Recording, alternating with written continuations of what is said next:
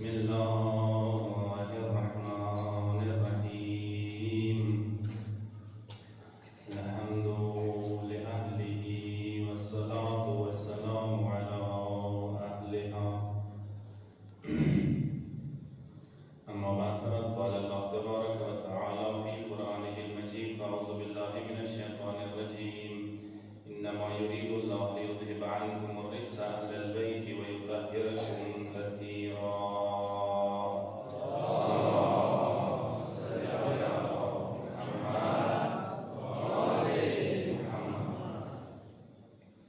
د سفارې مجلس او سلسله ان شاء الله ولې مجلس له موضوع سو ابتدا کې بشري مسله په خدمت کې عرض کوم. معمولا برتنه کې نافله منځو په باره کې څه قرائت نافله منځو کې انسان کوي آیا بلند او څه په کار دی وکړي یا آهسته. مثلا انسان کله مقام المنځ نافله کوي یا ورځې یا تهجد لمونځ دی نافله کوو دا به مو ورو یایو یا به تیزه اوسئ جهزه به یایو یا به اخفا سوي که څه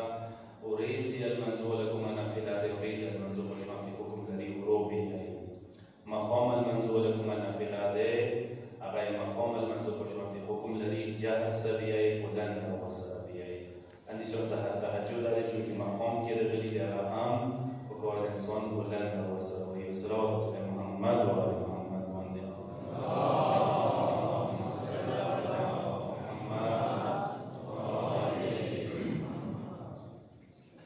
دا مجلس کې انشاءالله موضوع سو کوم 40 مجلس مختصر هم دي. زه غواړم چې مولانا موسی جاد علیه السلام شخصیت او سیرت او خدمت کې عرض کړم. هم په کار د مولا شخصیت باندې یا عظمت او فضیلت باندې گفتگو وشي، هم د مولا سیرت په کار د مولا وسو رویشن او یو ورته وکړو چې امام متصخ تاثیرات پرې خلل دی. هغه عظیم امام سماو د سورۃ کربلا مجالس او سلسله ده متم خانی دی منبړی دی ازدره ده د ټوله سنت د امام سجاد علیه السلام ده مو باندې ډېر لوی احسان کړی دی. ویلې کربلا شهادت خپل یو مهمه مرحله ده، پیغام رسنی هغه نه مهمه مرحله ده. بیبي او امام سجاد کوم اسلام باندې حق ده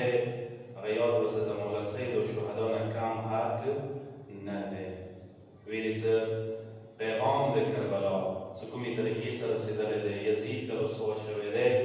بني امیه ته رسوا شوي دي، هغه د دغو دوو هستیو برکات سره شوي دي. یاد وسه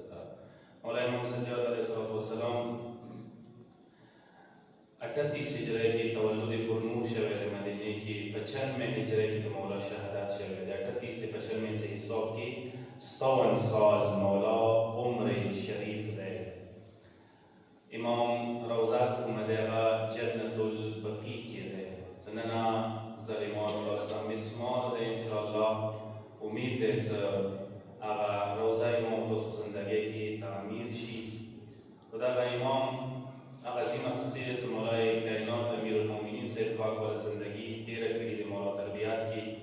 امام حسن مجتبی سره 10-12 سال روایتو په مطابق زندگی تیره کړې ده. مولا امام حسین علیه السلام سره 11 سال زندگی تیره کړې ده. یعنی هغه امام چې هغه باقاعده درې معصوم امامان پلار تر او نیکه شکل کې تار کړي. هغه امام چې هغه کربلا نه بعد واقعه حره او قیام توابین قیام مختار بزرګوار د ټول خپل نگاه سره په سترګو سره خپل زندګۍ کې ولیدل. او مولا ته 34-35 سال څه کم مدت نه دی. 61 هجری کې چې کربلا واقعه وشوه تا 95 پورې امام ته امامت میلاو شوی دی. یعنی 34-35 سال امام امامت ګرځولی دی. مولا امام حسن مجتبی لور حضرت فاطمه سلام الله علیها سره اول وده د مولا شوی دی. چې هغه نه امام باقر علیه السلام مبارک وجود دی، امامت سلسله ورنه قایمه دی. او بل وده جیدان یا حمیدان د مختلفې نامې راغلي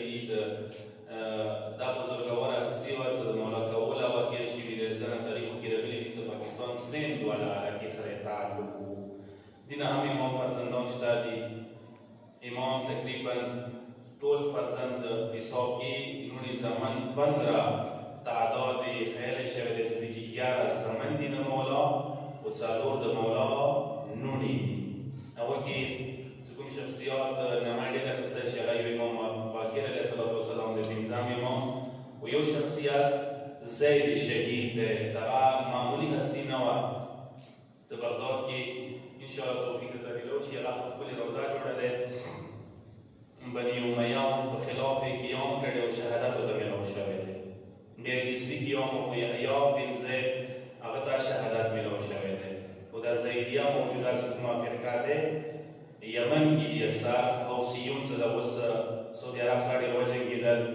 او جنوبي یمن کې دي او ډېر مجاهدین دي الحمدلله یمن باندې کعبې ځای دي. په یمن کې 31 ساله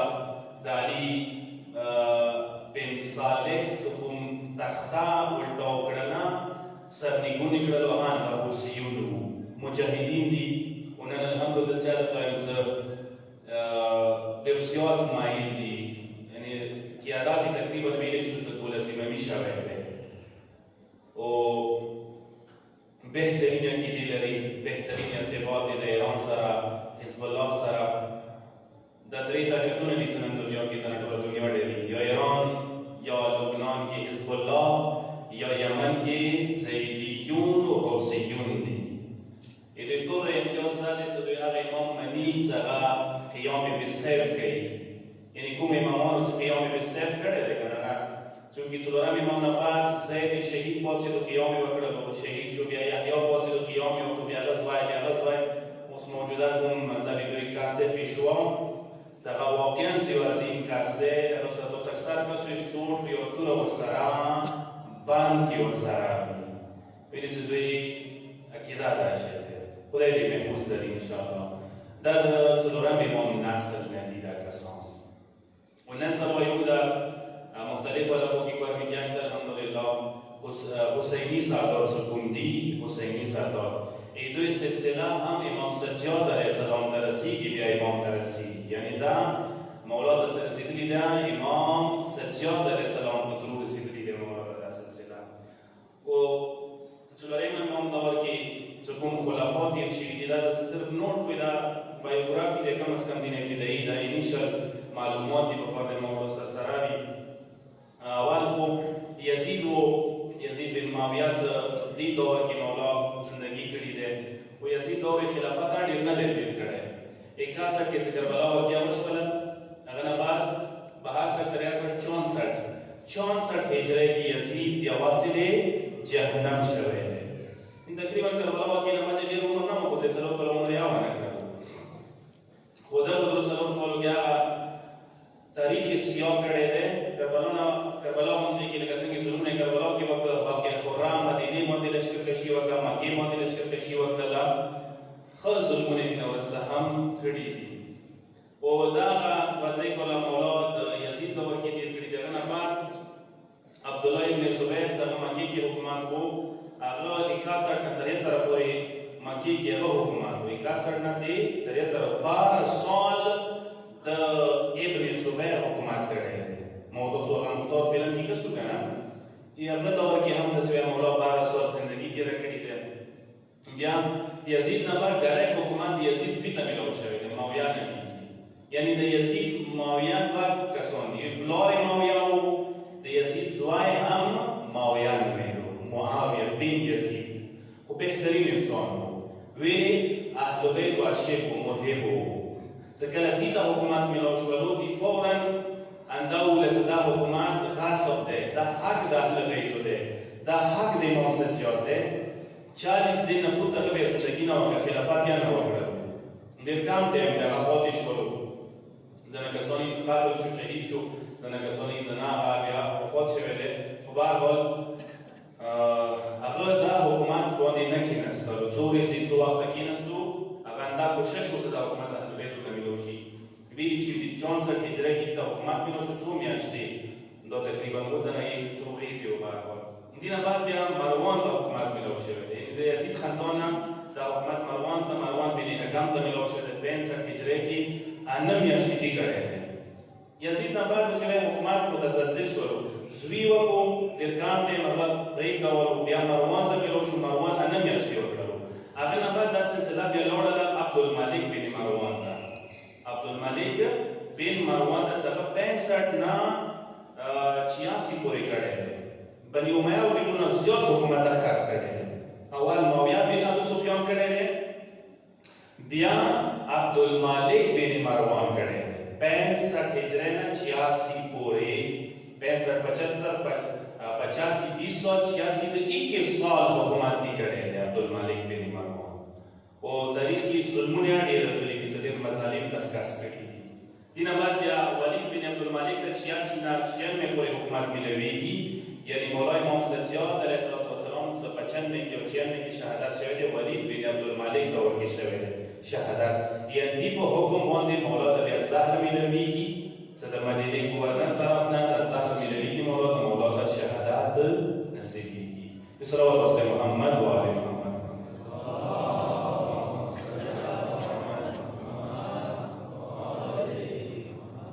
مولا امام سجاد علیه السلام یو وسط تاریخ کې دوه امامانو ډېر سخت دور تېر کړی دی. یو امام حسن عسکري علیه السلام سخت دور یې تېر کړی دی، کړي نگراني وه مولا باندې. دې دپاره چې 12 امام دنیا ته رانشي. هغه د پروردګار اراده وه، دوی هر څه ناکام شول. مولا نن هم موجود دی، ظالمان واصل جهنم شوي دي. یو امام څه هغه باندې امام حسن عسکري 12 امام نه هم پورته سختي شدت و تکلیف کې و، هغه امام سجاد علیه السلام کړي نگراني وه مولا باندې. امام ته جاسوسان مقرر کړي، کوشش یې و چې امام څه طریقې سره چېږي 500 کې داسې به درته وایم څه وایي ته د سیاسي اکټیویټي کوي چېږي امام یا زندان ته کي یا شهید کي، خو امام خپل ځای کې احتیاط ډېر کړی، تکیه ډېره کړې ده خپل ځای کې. که دا څه خپلې طریقې په مطابق څه امام و مذهب شیعه یا محفوظ کړي او خپل فریضه یا ادا کړي بهترینې طریقې سره. ځینې کسان ته حیران یو چې هغه دغه دې باندې خپل ځای کې موضوع قرار کېدای شي چې مختار بزرګوار باندې اعتراض نه کېږي چې مختار بزرګوار امام نه اجازات نه واخیستی. د خپل ځای کې ټاپک دې طرف ته زه نه ځم، خو صرف اشاره درته کوم. انسان سره لږ عقل ورسره هم یا کوم کسان اعتراض کوي که نه هغوی خپله یا داسې یوه طرف کې چې امام باندې سختي وه، امام باندې نګراني وه، امام ته ساره د فرصت ملویدای نه شو، چا سره رابطه ساتلې وې، چا ته یې څه ویل کړي وي. مثال بل طرف ته بیا کلیمه کوي چې پلنکي امام نه اجازات نه واخیستی، پلنکی د امام په رهبریت کې نه و، امام نه داسې وایي چې سرپرستی نه وتلی، امام امامت نه وتلی و، داسې وایي. یوه طرف ته خپل اعتراف کوئ چې امام باندې سختي وه، امام ته رسۍ نه شوه کېدی. امام چې کله سختي وه، بیا امام څنګه اجازه ورکوی شو؟ دا ورته وایه صرف دې ځای کې خپله مصلحت او حکمت هم دا و چې امام اجازات نه وی ورکړی. مثال درته کوم، یو امام ورسره ارتباط نه وی ساتلی، یو امام ورسره نه وی میلاو شوی، حکمت هم دا و. همدې کې مصلحت و چې امام مختار بزرګوار سره نه وی میلاو شوی، همدې کې حکمت و چې امام مختار بزرګوار ته اجازات علنا نه وی ورکړی. دینه دا ته نشي ثابتوی چې بس مختار قیام امام مرضی په خلاف و. بیا د دوره حدیثونه کوم طرف نه راغلي دي چې دوره دعاوانې مختار بزرګوار ته شوي دي، د مختار بزرګوار عظمت باید بیان شوی، فضیلت بیان شوی، هغه کوم طرف نه راغلي دي. همدا حدیث هم کفیل دی چې مختار بزرګوار یې زړونه سړه کړل. اهل بیتو سوګ هله ختم شو چې کله مختار بزرګوار انتقام واخیستل. دا ټول د بني امیه حدیثونه دي چې مختار بزرګوار مذمت کې راغلي دي. ویلې بني امیه او ملیه که چا ماته کړي دغه صرف مختار بزرګوار بل جا انتقام ته نه دی اخیستی. یقیني خبرې چې کوم تاریخ هغوی لیکي، تاریخ به خرابوي، د شخصیت به خرابوي. اهل سنت یو کتاب ماته نشوی ښایي، یو رایټر نشوی ښایي چې هغه مختار بزرګوار په باره کې چې دغه جمله لیکلي دي. کم ترینه جمله دا لیکلي ده چې مختار کذاب و والعیاذ بالله. صلوات الله محمد و آل محمد.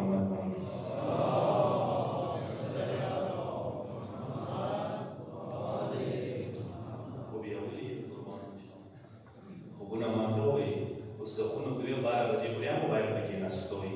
صلوات کلکه واستوئ بر محمد و اهل بیت محمد صلوات.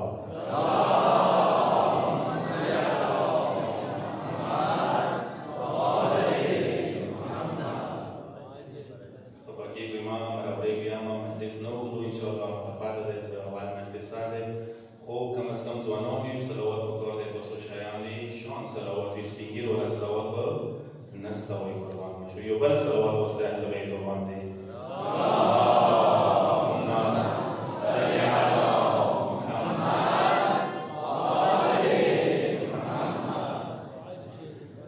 امام شان په باره کې زه صرف اند یو شي طرف ته اشاره کوم مقام د امام عظمت د امام جلال و هیبت د امام هغه مشهور واقعات چې ور امام مکې ته راغلی و خانه خدا ته هشام راغلی و گورنر د مکې او مدینې و هشام غواړي چې د حجر اسود بوسا واخلي حجر اسود ماچي کې نږدې شي لاس په ولګوي رش دوره زیات و چې خلکو لیاره نه پرې خلا نشو رسېدلی هر څومره کوشش یې وکړو هشام نشو نږدې حجر اسود ته اما چې کله مولا سید سجاد چې کله روان شولو یې چې خلک د مولا هیبت نه لیاره یې پرېښله جوده کېدل بېلېدل مولا د مکمل لیاره یې پرېږدوله امام حجر اسود ته ورسېدو بوسا یې کړلو او چې کله دا حالت هشام ولیدلو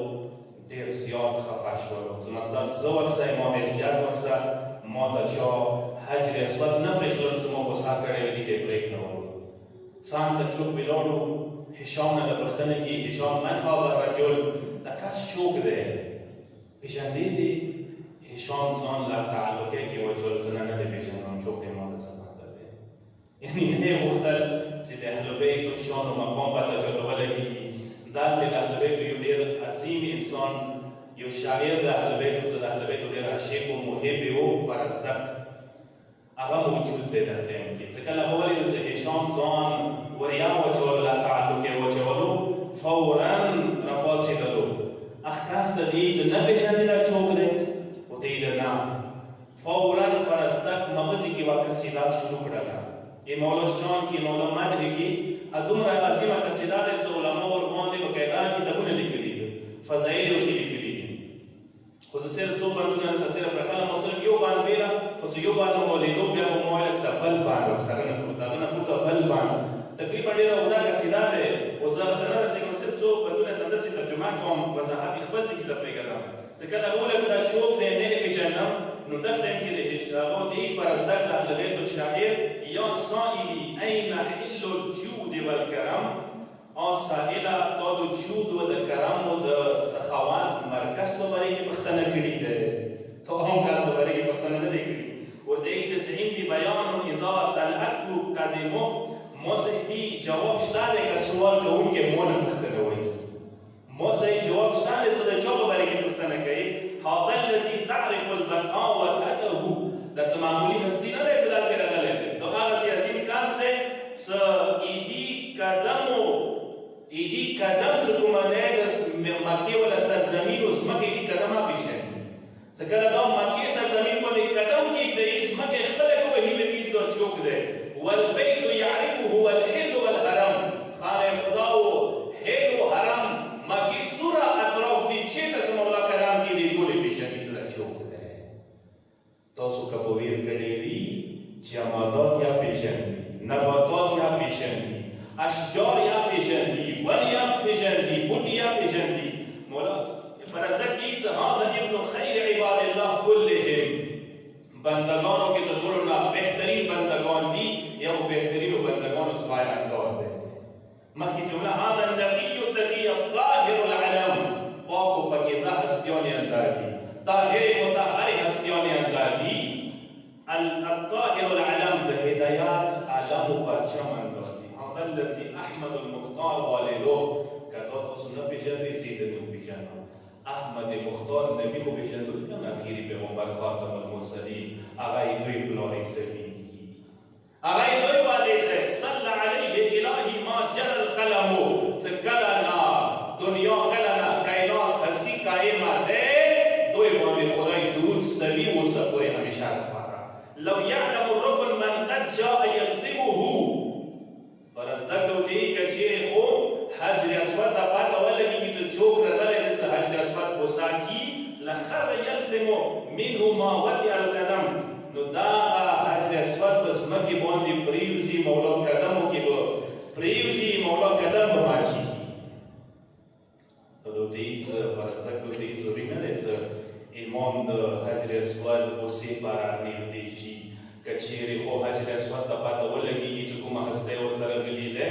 حجر اسود په خپله د مولا قدمو کې پرېوځي په ځای ده چې مولا یې ماچېږي دا به د مولا خپو کې یې مولا خپې ماچېږي مخکې جمله هم زیاده کوي هذا علي رسول الله والده دا هغسې کس دی څه علي څه د رسول الله ترس وای وغیره والده امسد بنور هداه تهتدي الامم امتو ته که چیرې هدایت میلاو شوی دی دوی زریزه میلاو شوی دی نه صرف امت مصطفی ته څومره امتونه دي هدایت د اهل بیتو زریزه میلاو شوی دی هذا الذي عمه الطيار جعفر والمقتول حمزه ليث حبه قسم دا هغسې هستي دی چې جعفر طیار خو پېژندوی که نه جعفر طیار یندوی تر دی جعفر طیار یندوی خونی ولا دی والمقتول حمزه حمزه بزرگوار پېژندوی چې څومره عظیمه هستي ده لیث حبه قسم هغه بهادر شیر څه شجاع بهادر کسانی ملک سرونه خوري د میندوی خوني سره تعلق لري هذا ابن سیدة النسوان فاطمه دا زوی دی د سیدة نساء العالمین خاتون جنت زویندار دی مخته ته ورته وایي چې وابن الوصي الذي فی سیفه نقم دا هغسې هستی زوی دی چې هغه ته خدای داسې توره ویل کړي وه چې هغه تورې ذریعې سره د مشرکانو مرګ واقع کېدلو یعنې دا د علي المرتضی المثل اذا رعته قريش قال قائلها الى مكارم هذا ينتهي الكرم سكلا با قريش دوی ولیدل نو فورا دی ویلا چې ټول کرمونه ټول عظمتونه دوی ته ورګرځي دا هغه عظیمې هستۍ دي هر قسم د عظمت هر قسم د فضیلت هغه دوی کور سره تعلق لري خو د دومره عظیمه قصیده دی چې انسان یو وخت انسان دوی څه کاش کې دغه عظیمه قصیده انسان حفظ کړي د حفظ قابله